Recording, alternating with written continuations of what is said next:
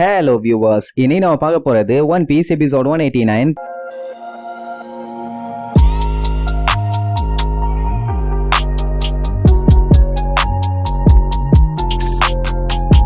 Open பண்ணா நோலாண்டோட ஆளுங்க எல்லாத்தையும் காட்டுறாங்க. அவங்க எல்லாருமே ரொம்ப சோகமா இருப்பானுங்க. என்னன்னா இப்பதான் அந்த வில்லேஜ் மக்கள் கூட நல்லபடியா ஃப்ரெண்ட் ஆனாங்க. ஆனா எந்த கரப்பாம்பூச்சி கண்டுபிடிச்சோ தெரியல, திடீர்னு எல்லாருமே இவங்களை வெறுக்க ஆரம்பிச்சிட்டாங்க. நாளைக்கு வேற கிளம்ப போறாங்க. அத்தனை பேரும் ஒண்ணு மண்ணா ஒரே தட்டுல தின்னுட்டு தெரிஞ்சதுனால இந்த மாதிரி ஒரு கோவத்துல அவங்கள விட்டுட்டு போறதுக்கு கொஞ்சம் கஷ்டமா இருக்கு. சரி என்ன பஞ்சாயத்துன்னு கேட்க பக்கத்துல போனாலும் காண்டாகிறாங்க. அவங்க கோல்டன் பெல்லு 2 நாளா அடிக்கவே இல்ல. அதெல்லாம் விட முக்கியம், போன எபிசோடு நோலாண்டு போய் பேச போனால அவன் அட்டாக் பண்ணி மூஞ்ச கிழிச்சு விட்டுட்டு என் கண்ணு முன்னாடி நிக்காத இல்லாட்டி உன்னை கொன்றுவேன்னு சொல்லிட்டு போயிட்டான். ஏன் அப்படி சொன்னா என்ன பஞ்சாயத்துன்னு தெரியாம எல்லாருமே முழிச்சிட்டு இருப்பாங்க. அன்னைக்கு நைட்டு எல்லாம் நல்லா படுத்து கொரட்டை விட்டு தூங்கிட்டு இருப்பாங்க. டாக்டர் மட்டும் தனியா உட்காந்து புலம்பிக்கிட்டே சரக்கடிச்சிட்டு இருப்பானா. அந்த டைம் அந்த கல்கராவோட பொண்ணு அங்க வருவா. ஃபர்ஸ்ட் பார்த்துட்டு பேயின்னு பயந்துருவான். அந்த பொண்ணு உங்ககிட்ட கொஞ்சம் பேசணும்னு சொல்லுவா. அப்படியே கட் பண்ணி கல்கராவை காட்டுறாங்க. அவன் செம்ம கோவத்துல நோலாண்ட பச்சை பச்சையா திட்டிட்டு இருப்பான். இவன் எல்லாம் ஒரு பொட்டானிஸ்டா, இவனை நான் கொல்ல போறேன், இதுதான் முன்னேற்றமா அப்படி இப்படின்னு அவன் கத்தும் போது ஆப்போசிட்ல காட்டுறாங்க. ஏகப்பட்ட மரத்தை வெட்டி வீசி இருக்கானுங்க. எல்லாம் நோலாண்ட ஆளுங்க பண்ண வேலைதான்.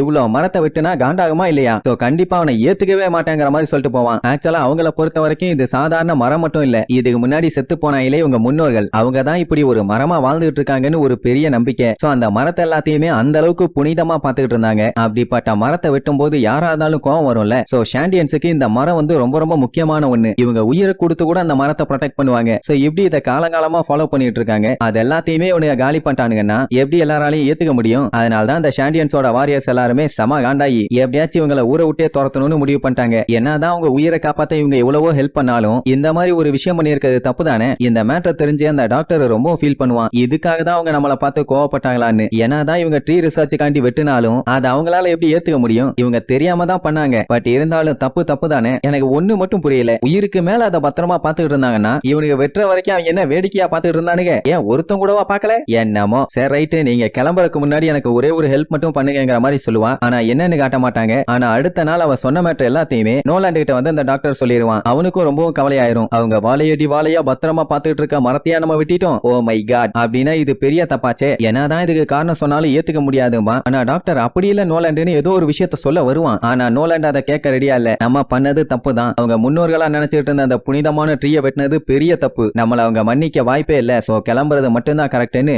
எடுத்த கோல்டு எல்லாத்தையுமே அவங்க கிட்டயே திருப்பி கொடுத்துட்டு கிளம்பலாமா. உடனே எல்லாம் கதறுவாங்க. என்னையா இப்படி சொல்ற, கோல்ட விட்டுட்டு போணுமான்னு. இங்க ஷாண்டியன்ஸோட வாரியர்ஸ் எல்லாம் மீட்டிங். இந்த மாதிரி நோலாண்டும் அவங்க ஆளுகளும் கிளம்புறாங்க. போகட்டும்னு ஒரு காண்டு இருக்கும். ஆனா உள்ளுக்குள்ள ஒரு சின்ன கவலை இருக்கும். அப்போ கல்கராவோட பொண்ணு அடிச்சு புடிச்சாங்க ஓடி வருவா. என்னாச்சு, ஏன் இப்படி பதட்டமா ஓடி வரான்னு கேட்டா அப்பதான் ஒரு பெரிய ட்விஸ்ட் வைப்பா. என்னன்னா அவங்க வெட்டுனாயிலே மரம், அந்த மரத்துல இருந்துதான் ஒரு பாய்சன் ஒண்ணு வெளியே ஸ்ப்ரெட் ஆகுதாமா. அதனாலதான் ஊர் மக்கள் எல்லாருமே பிளேக் நோயால பாதிக்கப்பட்டாங்க. இத அவ சொல்லி தேம்பி அழுவா. கல்கராக்கு என்ன சொல்றதுனே தெரியல. உடனே போய் அவங்கள ஸ்டாப் பண்ணுங்கப்பா, அவனால ஃபர்ஸ்ட் நம்ப முடியல. ஆனா அவன் பொண்ணு இந்த டைம் நீங்க அவங்கள விட்டுட்டீங்கன்னா கண்டிப்பா நீங்க ஃபீல் பண்ணுவீங்க. அவங்க நம்மள காப்பாத்தாதான் இந்த மாதிரி பண்ணாங்க அப்படி இப்படின்னு சொன்னவொடனே இது எப்படி இவளுக்கு தெரியும்னா நைட்டு டாக்டர் மீட் பண்ணி பேசினால அப்பதான் அவன் சொல்லியிருப்பான். என்னன்னா இவங்க வெட்டுன மரம் எல்லாமே ஆல்ரெடி செத்து போச்சு. அப்படி இருந்தா கூட விட்டுருப்பாங்க. அந்த பிளான்ஸ் எல்லாம் இன்ஃபெக்ட் ஆனதுனால அதுல இருந்து அந்த கினட்சு பிளேக்குங்கிறது மக்களுக்கு எல்லாம் பரவ ஆரம்பிச்சிருச்சு. அதை மட்டும் இவங்க கம்ப்ளீட்டா காலி பண்ணலன்னா கம்ப்ளீட்டா இந்த ஐலாண்டே அழிஞ்சு போயிடும். இனிமேட்டெல்லாம் எந்த பஞ்சாயத்தும் இல்லையாமா. மொத்த ஐலாண்டையுமே செக் பண்ணி பார்த்து எந்த ஒரு பஞ்சாயத்து இல்லாம ஃபுல்லா கிளீன் பண்ணிட்டாங்க. ஆனா இப்படி ஒரு பஞ்சாயத்து இருக்குன்னு தெரியாம போச்சு. தெரிஞ்சிருந்தா முன்னாடியே இன்ஃபார்ம் பண்ணிருப்போங்கிற மாதிரி சொல்லுவான். அண்ட் அது மட்டும் இல்லாம நோலாண்டு ஒரு பொட்டானிஸ்ட். அவன் எந்த ஒரு நல்ல ரீசனும் இல்லாம தேவையில்லாமலாம் இப்படி மரத்தெல்லாம் வெட்டவே மாட்டான். அது மட்டும் இல்லாம காடு முன்னோர்கள் அவங்க இவங்கன்னு யாரையும் அவன் வெறுக்கிறதும் இல்ல. உங்க நல்லதுக்காண்டி தான் இப்படி பண்ணாங்கிற மாதிரி சொல்லுவானா. இது எல்லாத்தையுமே ஒண்ணு விடாம வந்து சொன்ன உடனே ஷாண்டியன்ஸ் எல்லாம் ஆடி போயிருவாங்க. அப்படின்னா இது எல்லாத்தையுமே அவங்க நம்ம நன்மைக்காண்டி தான் பண்ணிருக்காங்கன்னு தெரிஞ்சு ரொம்பவும் ஃபீல் பண்ணி அந்த கல்கரா அவங்கள பார்க்க அடிச்சு புரண்டு ஓடுவான். போகும்போதே கத்திட்டே ஓடுவான். என்ன மன்னிச்சிர நோலாண்டு, நான் தெரியாம இந்த தப்ப பண்ணிட்டேன்னு. இங்க நோலாண்டோட ஆளுங்க என்ன பண்ணிருப்பாங்க, அங்க இருந்து எடுத்தாங்களே தங்கம், அது எல்லாத்தையுமே கடற்கரை ஓரமா போட்டுட்டு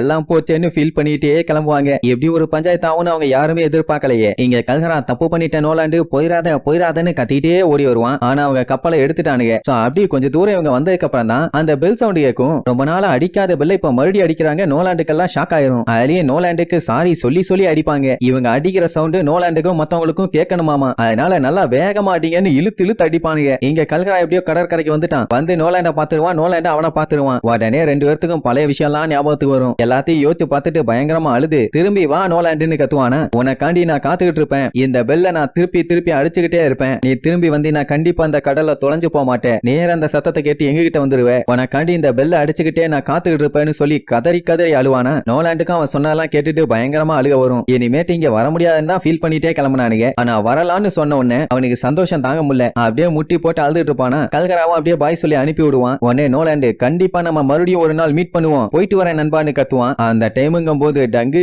டங்குன்னு பெல்ல அடிக்கிறதோட அந்த ஐலாண்ட்ல இருந்து கிளம்பின நோலாண்டு நேரா அவனோட லெவனியல் கிங்டம்க்கு வந்துட்டான். அது நார்த் ப்ளூல இருக்க ஒரு இடம். அங்க அவனோட கிராமத்துல அவன் பண்ண அட்வென்ச்சர்ஸ் எல்லாத்தையுமே எல்லாத்திட்டையும் சொல்லுவான். அவன் சொல்றதெல்லாம் உண்மையா பொய்யான்னு யாராலையுமே கரெக்டா சொல்ல முடியல. ஒரு நாள் என்ன பண்ணா, இந்த விஷயம் எல்லாத்தையுமே நேரா கிங் கிட்ட போய் சொல்லியிருப்பான். அட அட்வென்ச்சரா சொன்னா பரவாயில்லையே, ஷண்டோரான்னு ஒரு இடம் இருக்கு, அந்த சிட்டியே மொத்தமா கோல்டு, நாங்கெல்லாம் அதை பார்த்து அசந்துட்டோம்னு சொன்னதை கேட்டு அந்த கிங்கே அசந்து போயிருவாரு. ஒரு 5 வருஷம் கழிச்சு அந்த ராஜா நோலாண்டு அப்புறம் அவங்க சோல்ஜர்ஸ் எல்லாம் சேர்ந்து அந்த சிட்டி ஆஃப் கோல்டுக்கு போலான்னு முடிவு பண்ணிட்டாங்க. இங்க ஷண்டோரா வில்லேஜ காட்டுறாங்க. அங்க கல்கரா வழக்கம் போல பெல் அடிக்க போவான். அப்போ நோலாங்கிற அந்த சின்ன பாம்புக்கு கல்கராவோட ஃப்ரெண்டு தான் சாப்பாடெல்லாம் கொடுப்பான். அதாவது ஆப்பிள். பாம்பு எந்த ஊர்லடா ஆப்பிள் திங்கும், உங்க அட்டுவிலியத்துக்கு ஒரு அளவு இல்லையாரா? அப்போ கல்கராவோட ஃப்ரெண்டு நோலாண்டு திரும்பி வருவான்னு நம்புறியான்னு கேட்பான். கல்கராக்கு நோலாண்ட பத்தி நல்லாவே தெரியும். என்னன்னா அவன் பிறந்தது நார்தன் சீல, அங்கதான் அவன் ஃபேமிலி எல்லாருமே இருக்காங்க. அங்க இருந்து இங்க வரதெல்லாம் ரொம்ப ரொம்ப கஷ்டம், அவ்வளவு ஈஸியெல்லாம் இல்ல. ஆனா அவன் வருவேன்னு ப்ராமிஸ் பண்ணியிருக்கான், கண்டிப்பா வருவாங்கிற மாதிரி சொல்லுவான். அதுவும் இந்த பெல்ல நம்ம எவ்வளவுக்கு எவ்வளவு அடிக்கிறோமோ அவ்வளவு சீக்கிரமா அவன் வருவாங்கிற மாதிரி சொல்லிட்டு பெல் அடிக்கிறதுக்கு போவானா. அந்த டைமுங்கும் போது இந்த சவுத் பேர்ட் எல்லாம் பயங்கரமா கத்திக்கிட்டு அந்த காட்டை விட்டே பறந்து போயிட்டு இருக்குமா.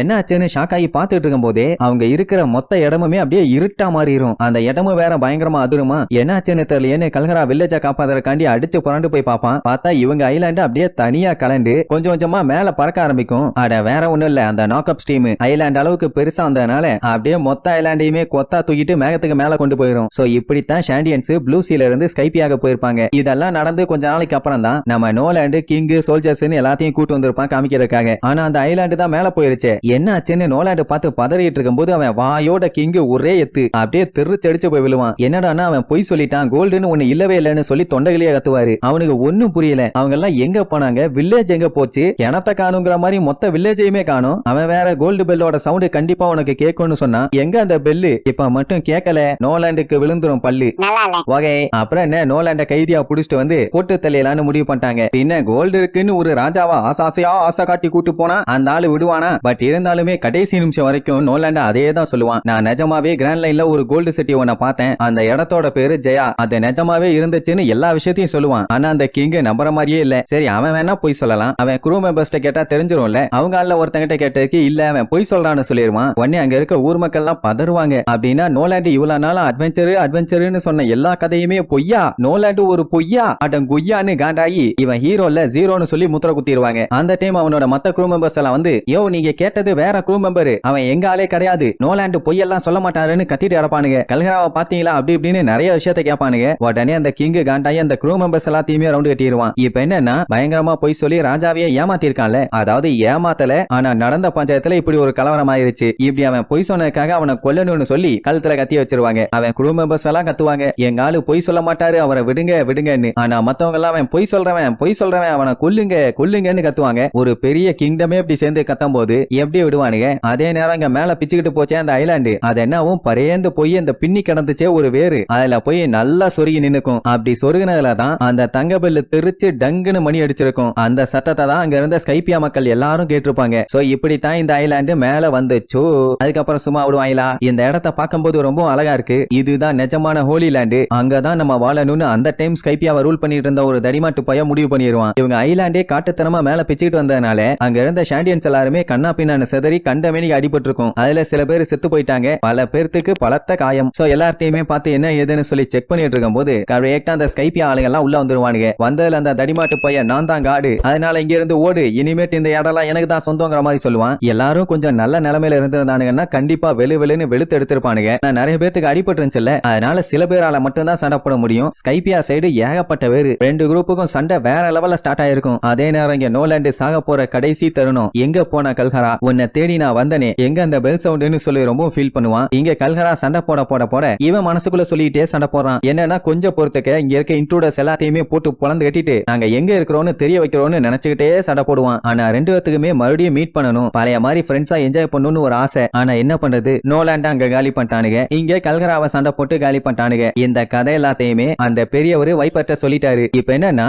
இவங்க இங்கதான் இருக்காங்கன்னு தெரிய வைக்கிறதுக்காக அந்த பெல்ல அடிக்கணும். ஆனா இந்த சண்டை நடந்ததுக்கு அப்புறம் ஒரு டைம் கூட அந்த பெல்ல அடிக்கலையாமா. அதுக்கப்புறம் என்னென்ன ஆச்சுன்னு எல்லாத்துக்குமே நல்லா தெரியும். நோலாண்டா பொய் சொன்னான்னு சொல்லி கொண்டுட்டாங்க. கல்கராவும் இங்க செத்து போயிட்டான். இதுக்கப்புறம் அவன் வரவும் போறதில்ல, இவனால பார்க்கவும் முடியாது. லேட்டு தான். ஆனா அந்த கல்கராங்கிற நேர்மையான வாரியரோட கடைசி ஆசை என்ன? எப்படியாச்சும் அந்த மெசேஜை கன்வே பண்ணணும். இத சொன்ன உடனே வைப்பர் அப்ப நம்ம அந்த பெல்ல அடிக்கலாம், கண்டிப்பா இது நோலாண்டுக்கு கேட்கும்ல, பண்ணலாமான்னு கேட்டவன அவர் தேம்பி தேம்பி அழுவாரு. இது எல்லாத்தையுமே வைப்பர் ஒண்ணு விடாம யோசிச்சு பார்த்துட்டு கொலவெறியோட நின்னுட்டு இருப்பான். இப்ப லைவ்ல எனரும் இந்த இடத்தையே மொத்தமா அழிச்சிட்டு இருக்கான். எப்படியாச்சும் இதை அவனுக்கு பண்ணணும்னு வெறி ஐசா வா வான்னு சொல்லி அவனை பிடிச்சி இழுன்னு இழுப்பான். ஆனா வைப்பர் வர மாதிரி இல்ல. யார் இவனுக்கு அழிக்கிறதுக்கு இந்த அளவுக்கு பெர்மிஷன் கொடுத்ததுன்னு கத்துவானா? இங்க எனரும் நான் கடவுள், என் கண்ணு கட்டுற தூரம் இருக்க மக்கள், மரம், லேண்டுன்னு எல்லாமே எனக்கு தான் சொந்தம். அது எல்லாத்தையுமே நான் அழிப்பேன். இப்ப இந்த இடம் எல்லாத்தையுமே அழிச்சு ப்ளூ சீல மலையா சதற விடுறேன்னு தொண்டகளிய கத்திக்கிட்டே அவன் ஃபுல் பவரை யூஸ் பண்ணுவான். ஒக்காமக்கா அங்க இருக்க வீடுங்க காடுங்கன்னு எல்லா இடமும் கண்ட மேனிக்கு சதறிட்டு இருக்கும். ஏஞ்சல் ஐலாண்டே கண்ணா பின்னான்னு கண்டமாயிட்டு இருக்கும். எல்லாம் போங்க போங்க போங்கன்னு அடிச்சு புடிச்சு அனுப்பி விட்டுட்டு இருப்பாங்க. பட் இருந்தாலுமே இன்னும் ஐலாண்ட்ல இருந்து எக்கச்சக்க பேரு தப்பிச்சு போக வேண்டியிருக்கு. கொஞ்சம் முன்னாடி கிளம்பி இருந்தாங்கன்னா இந்த பஞ்சாயத்தே இல்ல. லேட் பண்ணாங்கல்ல, இதுவும் தேவை இன்னும் தேவை. கேப் விடாம மேல இருந்து லைட்னிங் கண்ட மேனிக்கு அடிச்சுட்டு இருக்குது. எவன் குறுக்கால வந்து சிக்கினாலும் சரி அப்படியே காத்தோட காத்தா எரிஞ்சு போயிருவாங்க. அப்படியே அவன் கப்பலை காட்டுறாங்க, மேல மேல மேலன்னு போய்கிட்டே இருக்கு. அது மட்டும் டாப்புக்கு போயிருச்சு, அவ்வளவுதான், சோலி முடிஞ்சம்பாலா. அவன் மேல போய் என்ன பண்ண போறான்னு கேட்டா, அட அங்கதான் அந்த கோல்டன் பெல் இருக்காமா. எது கோல்டன் பெல்லான்னு வைப்பர் அப்படியே கொலவெறியோட திரும்புவான். அவனே இப்ப அதை தேடிதான் இவ்வளவு தூரம் வந்தான். இனி விடுவானா? இங்க டாப்ல இருந்து ஏஞ்சல் ஐலாண்ட்ல இருக்க எல்லாத்தையும் பார்க்கும்போது ஏதோ எறும்புங்க ஓடிட்டு இருக்க மாதிரி இருக்காமா. எல்லாம் எங்க இருந்து வந்தீங்களோ அங்கேயே போங்கன்னு சொல்லிட்டு தண்டரை வச்சு ஒரே அடி. மக்கள் எல்லாம் அப்படியே மேல இருந்து கீழே சதறி அடிச்சு விழுந்துட்டு இருப்பாங்க. கீழே இருக்கவங்க எல்லாம் பார்த்துட்டு பதறுவாங்க. ஒயிட் சீல இருந்து எல்லாம் கீழே விழுறாங்கன்னு. அவனுக்குன்னு ஒரு இடம் வச்சதுனால அந்த இடத்தையுமே அழிச்சிருவான். ஏன்னா இதுக்கப்புறம் அவன் பல இடத்துக்கெல்லாம் போறது இல்லையாமா, எல்லாம் புதுசுதான். இப்போதைக்கு ஒண்ணு மட்டும் தான் எனக்கு தேவை, அந்த கோல்டன் பெல்லுன்னு சொல்லிட்டு மேல பாப்பான். ஆனா இப்ப அவனால 2 வாய்ஸை ஃபீல் பண்ண முடியுது. அதுவும் இவனை நோக்கி அதுங்க வந்துட்டு இருக்காமா. வேற யாரு? லூஃபியும் நமியும் தான். நமி எஸ்கேப் ஆயிட்டான்னு லூஃபிக்கு தெரியாதுல்ல. கொஞ்சம் பொறுத்துக்க நமி, நான் வந்துட்டேன். அந்த கோல்டு பெல்ல அந்த கடப்பார முக்கேன் எனரும் எடுக்க நான் விடமாட்டேன்னு கொலவெறியோட நம்மால பிச்சுக்கிட்டு ஓடுறதோட இந்த எபிசோடுக்கு எண்டு கார்டு போட்டு முடிக்கிறாங்க.